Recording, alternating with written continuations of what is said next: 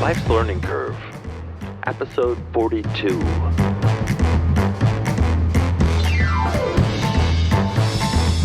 Welcome to Life's Learning Curve, Season 3, Episode 42.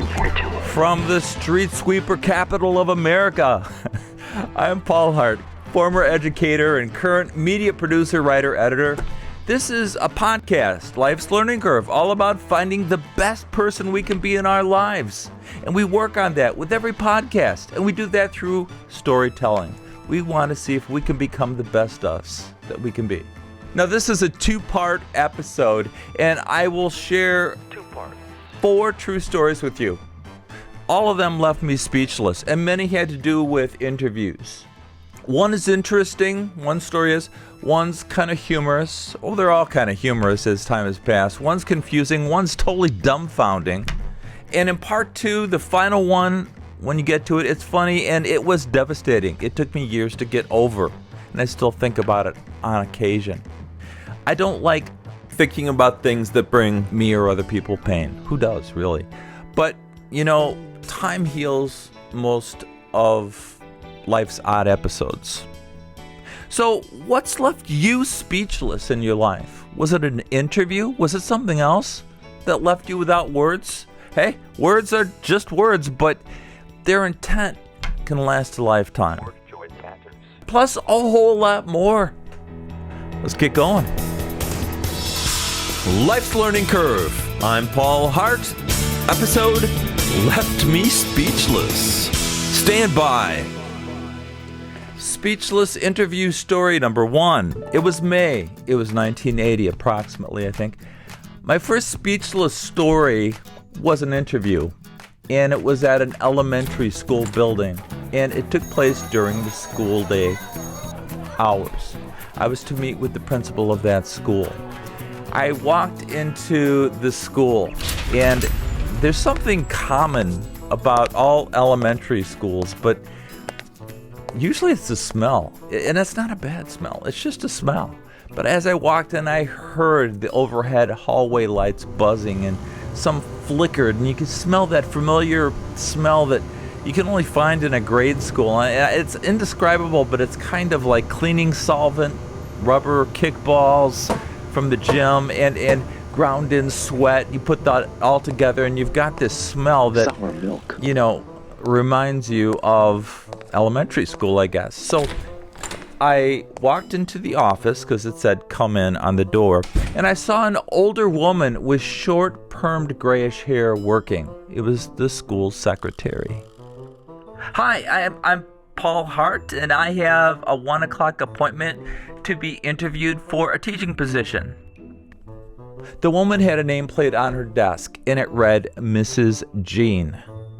Hi, I'm Mrs. Jean, the administrative secretary. Let me see, just have a seat right out here, across from me. Soon I'll take you into Mr. Richards' office. He's watching an assembly across the hallway. It's Mac McIntyre's world of educated puppets. So I sat in the chair across from Mrs. Jean's desk as she left to go find Mr. Richards. I realized almost immediately my toe was nervously tapping the gray crusted tile floor.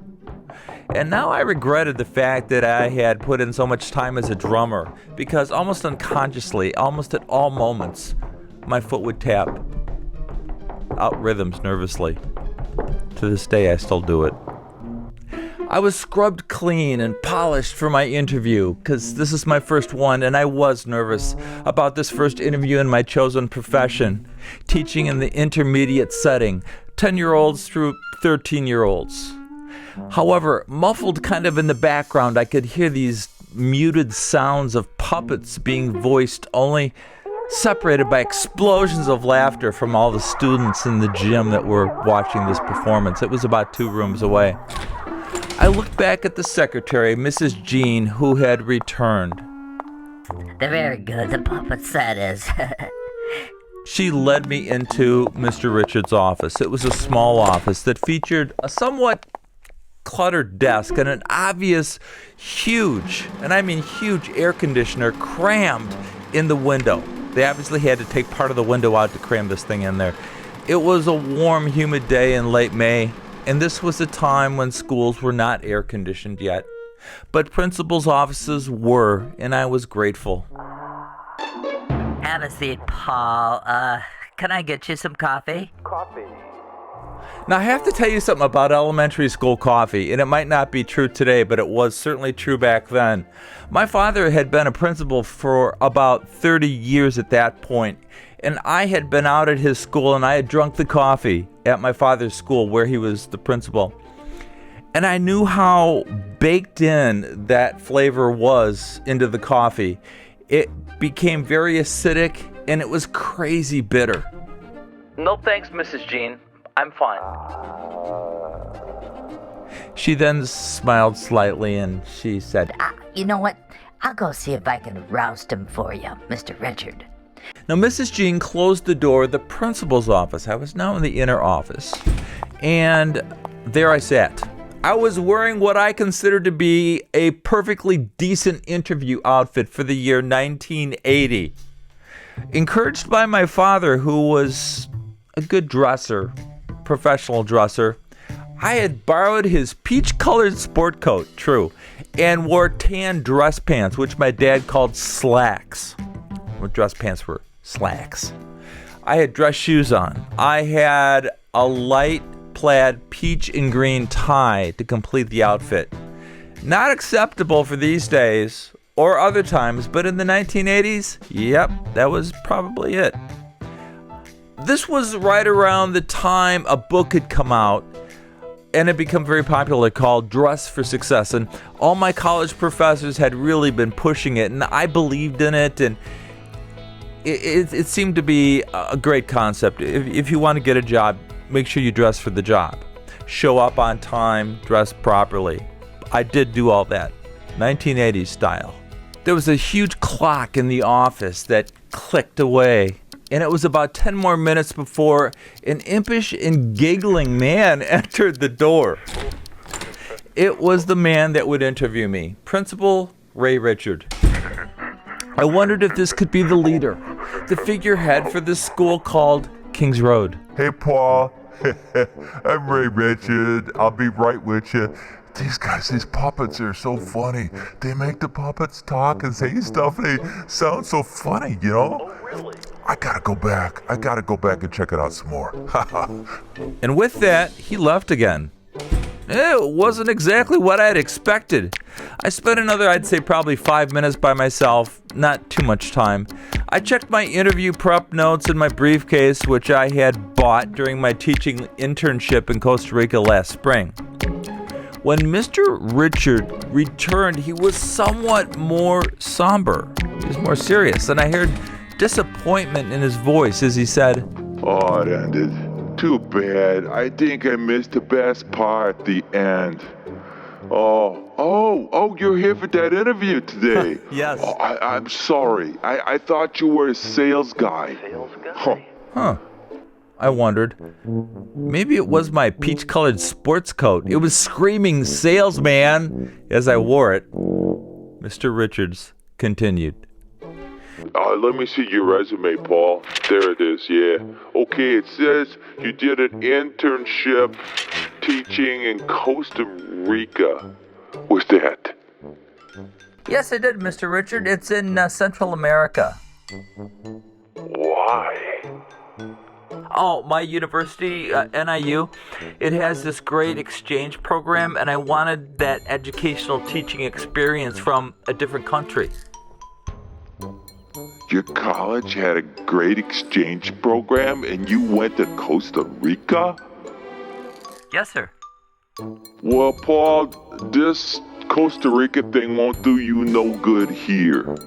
And I wondered, did he just say, this won't do you no good here? A double negative? He's in education? What? Who is this guy? What? So I watched him with pencil in his mouth as he scanned down my resume, and he finally looked at me with that pencil still in his mouth, and he said, Look, Paul, if you get hired, you won't work here. We don't have any Costa Rica students here. Kinds of seems to be a waste of time, don't you think? This Costa Rica thing? I didn't know exactly what he was searching for, so I just answered his question. Was Costa Rica a waste of time? And I said, oh, not at all, Mr. Richards. I taught at this American school. All the children had to speak English by 3rd grade. It was a structured curriculum and it educated kids from 7 different countries. The staff was a strong one that set up tough benchmarks from which the students had to aspire. They had to reach those benchmarks. Mr. Richard just looked at me and stared for a second, and he said, Paul, I don't think you're going to be able to teach at any school in our district. I don't know how this will work, even if you're here. So I told him, well, Mr. Richard, I taught 8 weeks in the Midwest. Right here, I have a lot of experience where I've taught in American schools. Why didn't you just stay in Costa Rica? It sounds like that's what you like. What?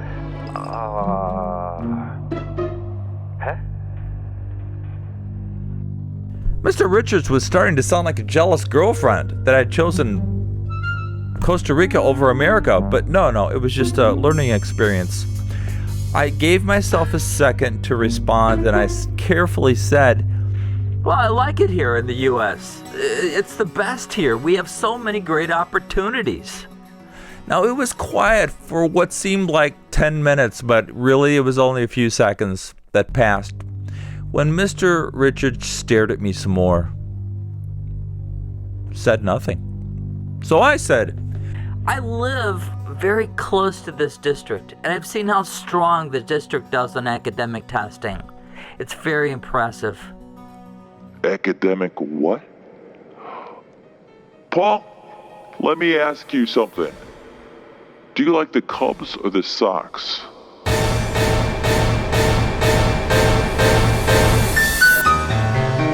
Now that was the hardest question of this entire interview. If you live in Chicago, we have 2 major league teams, the Chicago Cubs, the Chicago White Sox. Baseball rivalries, one's a North Side team, one's a South Side team.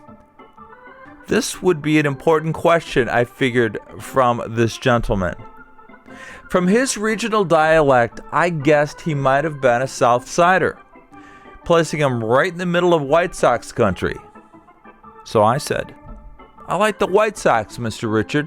They're having a rough start this year, but they have a strong bullpen and it's deep. And what do you think? And Mr. Richards looked at me and said, I think our interview is done. Just about done. You can go, unless you got any questions. Got any questions? Have any questions? Grammar? So uncomfortable, I said, okay, nice to meet you, Mr. Richard. On your way out, can you tell Mrs. Jean to come in here? As I exited the office, I heard Mr. Richards instruct Mrs. Jean that she was to go out to Mr. Richards' car and wash his front floor mats. Very confused, I exited. Now, back to my dad. My father had been a principal for over 30 years at that point, and I had never heard of an experience like this. An experience where he told his secretary or his custodian or anybody else to go wash his floor mats out in his car. I was speechless. I was confused. I didn't know what had happened. I drove home.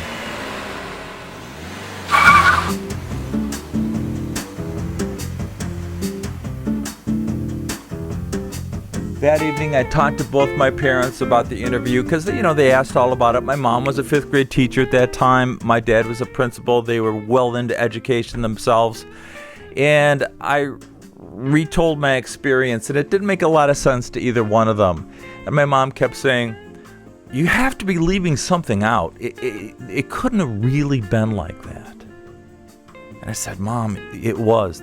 That's what happened. That's how I saw it. That was my interpretation of it. And my dad said, he told his secretary to wash his car's floor mats? Yep. I'd be doggone. I slept on it that night, and the very next day, The phone rang. It was Mrs. Jean from Kings Road School. Good news, pal. I was hired at that school for an intermediate teaching position. I would start in August.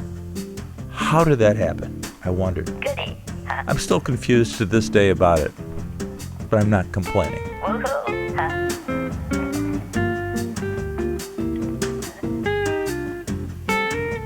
Now, I worked in that school building for 9 years before it closed. Mr. Richard, however, worked there for only 1 more year, and then was gently but firmly told by his higher-ups that he needed to work somewhere else outside of education.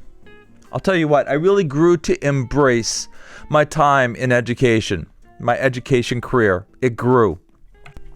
But to this day, based on my Ray Richard interview experience, I have no idea if I was a good hire or a bad hire. I was just confused by the entire interview. So, my first real-world interview out of college had left me speechless.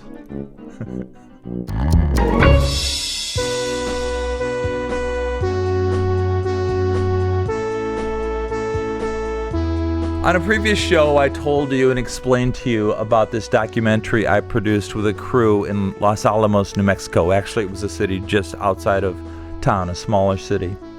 But I never actually told you about the entire day where I went from a documentary producer to a heavy-debted tourist.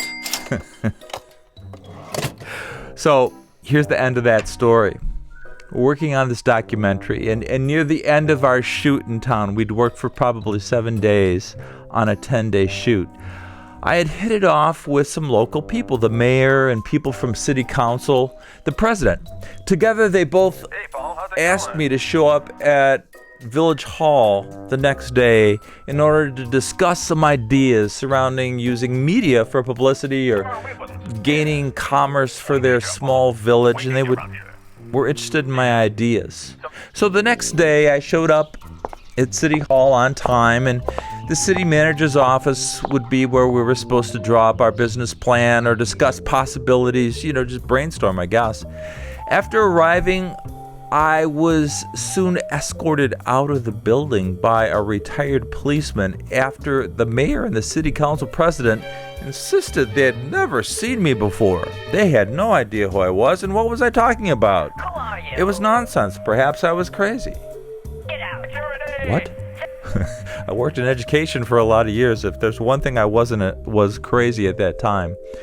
Now, something like that leaves you checking your sanity. Are you all there? Is this really happening? What's going on? Apparently, the civic leaders of this small town had been gaslighting out-of-town people for years. So gaslighting is a form of psychological manipulation in which a person or a group covertly sows the seeds of doubt in a targeted individual or group, making them question their own memory or perception or even judgment. And I guess they took pleasure in it. And me, I was just the most recent sucker. Speechless and confused, I returned back to our temporary documentary office that I had rented for that week, only to have my assistant producer resign. I'm leaving the and my main character from the documentary cursed me out on Main Street. You stinking! I was never mad at anybody or even had a curse or a bad word or a negative implication during that entire shoot. It's just organizational and promoting it. I'm kind of a positive person in general. I just don't head down those highways, they don't usually get you anywhere. So during this whole documentary shoot, there'd been no conflicts, there'd been no problems in production or otherwise. Everything had gone very smoothly. That day came, there were no conflicts until I went to the City Hall office, and suddenly when I came back, my whole staff and crew were quitting, leaving. And every time, it's funny, I'd ask, what's going on? Why are you leaving? They would just look at me and go, oh, Paul. I'd be like, yeah, what? What? Oh, Paul. Anyway, I had done so many documentaries, maybe so many. I'd done maybe 30 up to that point, and I had never had a problem. So it was really obvious when you go into a new setting and something like this happens. And today I'd gone to City Hall, and I didn't have a problem until I walked into City Hall and then was removed from City Hall. And I went back to my offices, and all my production people and people I'd worked with all week were... You stink of ridiculous, carry-nary idiot. They'd been talked to. They'd been Gaslighted. influenced by someone. To this day, I still don't know. I got tisked a lot. What does that mean? You know, where people go, "Oh, Paul." Because I did ask, "What's going on? We have to finish this." "Oh, Paul." Well, my only vice has been working too hard on the project. I wasn't going out and doing anything negative besides promoting, probably getting interest, trying to get interest going in the project. So to this day, I still don't know, but that's when I learned all about what gaslighting was about. And somehow I was slandered in secret. Someone had gone to a lot of work to cancel my documentary out.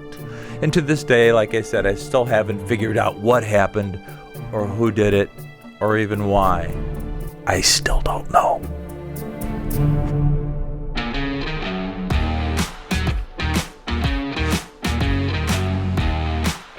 Speaking of speechless interviews, there was this really odd interview that I was a participant in, meaning I went to interview for a job, and this would be a job away from the classroom, doing technology at a certain school in my school district. I wasn't always looking for change like this, but I thought it was probably good and healthy to interview every once in a while. Keep my resume up to date. And the position that was open is not relevant, but it was a technology position at a school in the district with a principal that I had worked with before. The position wasn't a great position at that particular time. It was something so simple and mundane, like doing keyboarding, for middle school kids. But here's the situation, here's the setup, and it fits today's show so nicely.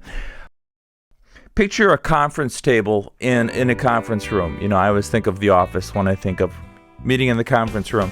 All right, so you've got one guy at the end of the table. That would be the person in charge. And then there were two people sitting on each side of him facing one another. So the main guy is facing me at the end of the table.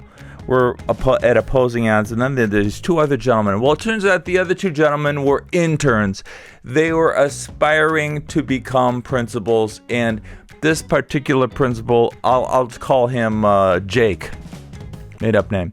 Jake, Principal Jake, master guy, guy's in charge, guy who's interviewing me, is facing me, and the other two gentlemen are aspiring interns. They want to become principals. So they're going to ask me the questions, etc. So I sit down at the end of the table. We've got Principal Jake on the other end of the table and the two gentlemen facing one another. Okay, I think I made that abundantly clear. Anyway, so the first question begins. They say, "Hi, Paul. How are you doing?" "Fine. Good to see you again, Mr. Jake. It's been a while." They explained the position to me. The first question was a common question. The questions really weren't important to this story, but I'll tell you one question. They said, you're going to have to be working with Microsoft based computers versus Macs. Are you okay with that? I knew that with Principal Jake, you always keep your answers short. You don't elaborate. You don't go into detail unless Principal Jake asks for detail. I said, PCs are fine. Either one is fine. I'm comfortable with both. Principal Jake gives the nod to the intern principal to ask me a question. And quite honestly, I don't remember what that is, but here's the situation. He asked me a question about, now you're going to be working with 6 classes and you're going to have these other duties to perform. What would you do if, these were hypothetical situations, what would you do if such and such happened? And I know that the person that's going to hire me or not hire me is Principal Jake, even though these two gentlemen are talking. So I make sure that I'm making contact with the gentleman to the left making contact with the gentleman to the right, and then my eyes swung back to Principal Jake in the middle. His head was not down to his chest, and he began lightly snoring. He was asleep. He was asleep in a matter of seconds. And I'll tell you what, there's nothing in an interview that takes the wind out of your sails as fast as some guy who's in charge. As soon as you start talking, his head goes down. My first thought was, okay, I know Principal Jake. I know he likes short answers, so I'm just going to give short answers. And if they want elaboration, I'll do that. So about 2 or 3 more questions continued from the intern principals, but none from Principal Jake. And inside I'm thinking to myself, boy, I've bored this guy to death and I've only answered 1 or 2 questions. This is horrible. You fell asleep. The worst thing was, beyond that, was the 2 guys, the 2 interns had their bodies posed towards me, facing me at an angle rather than Principal Jake. So they had no idea that Principal Jake was asleep. So I can remember after that interview, I left that day, and Principal Jake, he did kind of come to. He woke up, and I was so confused. I didn't take the job. What do they call that? Narcolepsy? Something like that? Anyway, this guy had narcolepsy. Didn't know it. It was just another interview. A speechless one with Principal Jake.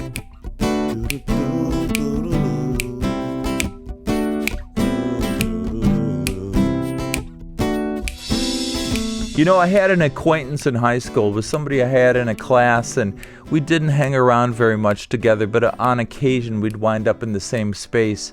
He was always in and out of trouble, and oftentimes the police were involved, and I really didn't want too much part of that. And I can remember him telling me once, Paul, you know, a lie is just as good as the truth if you can get somebody to believe in it. Not true. Power from leadership doesn't corrupt, it just exposes who leaders are. Ray Richard, in that interview, he was kind of a simple misfit that somehow gained a principalship. The mayor and the city council president were playing a cruel and insensitive game with a community of people that elected them to represent and run their community. These leaders were poor representatives of the village they were governing. They could have been psychopathic in some way or another. I never found out, but I did produce and market that documentary. And the third shorter story today about the gentleman falling asleep. Don't fall asleep in interviews. Bring somebody in to poke you with a stick or something, or subtly kick you in the leg or something, but don't continue your professional career falling asleep in front of people. So these first 3 examples left me speechless, most of them in interview settings. As I told you in the open, the final story in the next episode is one that still haunts me. It haunts me in this absurd yet now humorous way. So look forward to that and much more on part 2 of our next Life's Learning Curve episode, coming soon. For today, I'm Paul Hardt. See you next time. Subscribe to Life's Learning Curve at lifeslearningcurve.org and leave a review on Apple Podcasts, Stitcher, or Podchaser.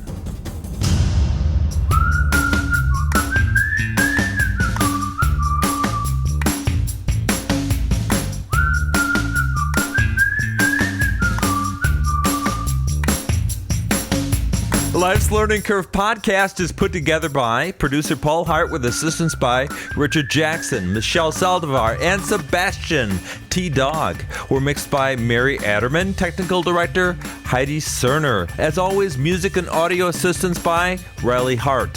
Please visit our website and subscribe to the website, lifeslearningcurve.org. In today's show, some names and voices were changed for entertainment and privacy purposes. As always, find our podcast almost all places podcasts are heard.